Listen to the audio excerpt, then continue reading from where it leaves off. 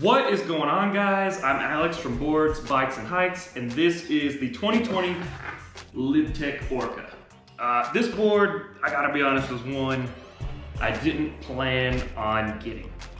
We were getting ready to go to Canada. I already had the Deep Thinker, and I was like, I'm good, I'm set. And my buddy Brandon bought one, and he's like, just ride it. He's like, take a lap on it. And like I said, I did not want to, I just didn't want to spend $600 on a board that I wasn't sure how I was gonna like. And I strapped in, took off, and I made it 100 yards or so, and I started shaking my head saying, oh no, because I love this thing. I absolutely, like, it's a blast. It has so much stability through choppy terrain. No matter how fast you take it, it's super, super stable compared to anything else that I've ridden.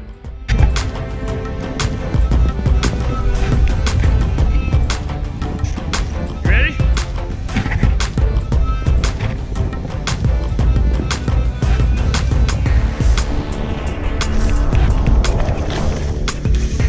Woo!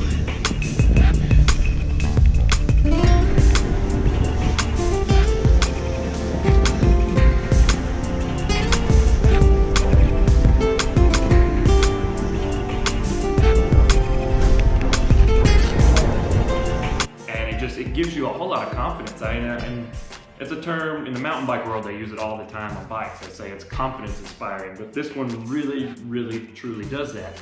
I charged into stuff head first. I was doing 180s and tripods down black diamond runs that before I was a little bit more cautious on, and no matter how fast I seem to get this thing up and going, it's just super, super stable under all types of conditions. I live on the East Coast, so we have a lot of ice, slush, stuff like that. I've ridden this and that, and you can really, really tell a difference on the magma traction in the ice. And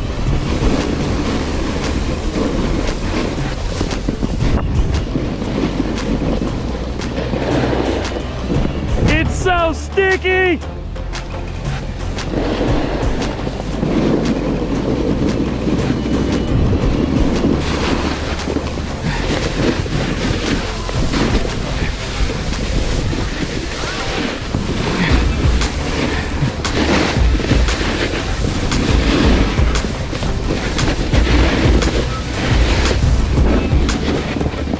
Took it to Whistler, and I actually wound up, I love the Deep Thinker, but I wound up doing 2 days on this board, and in the powder, it was in its natural element. It was so much fun hitting little powder pillows and jumps and whatnot on this thing, and it was just, even though it's short, it has such a stable landing platform when you come down on it. If you get this fast enough, it kind of looks like a little jump right here. Woo-hoo!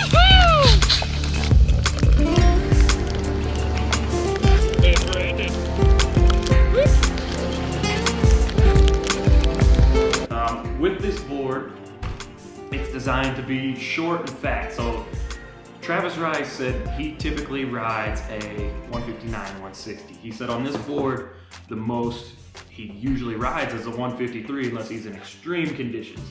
I went even lower than that. I went with the 147. If I was living in an area where it was primarily powder riding, I would definitely have gone with the 153. But where I don't have that, I wanted it to be more of like a all mountain cruiser.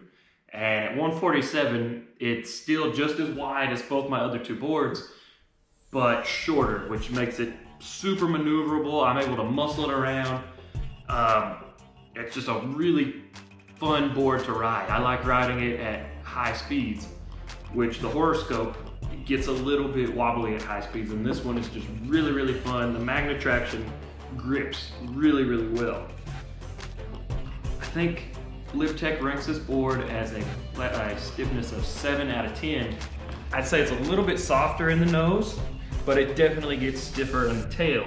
And also in the tail, they have what Lib Tech calls their whale tail technology. And I can definitely say this thing offers a whole lot of pop. My ollies are, they're all right. But on this thing, I can actually jump really, really well and get a whole lot of kick out of it. I can also ride pretty good butters on it considering how short it is. I mean, you can get a lot of press in it. It has Lib Tech's C2 rocker profile, which basically means, I mean, you can initiate a turn really, really well, and it's like a teeter-totter almost. You know, you lean to the back, it's almost like you're in a tail press. You lean to the front, and it's a nose press, which I can't even do on another board. This is the only one, but out of all of the boards I've ridden, if you can still find one of these available, I cannot recommend this enough. It's an absolute blast. This is incredible.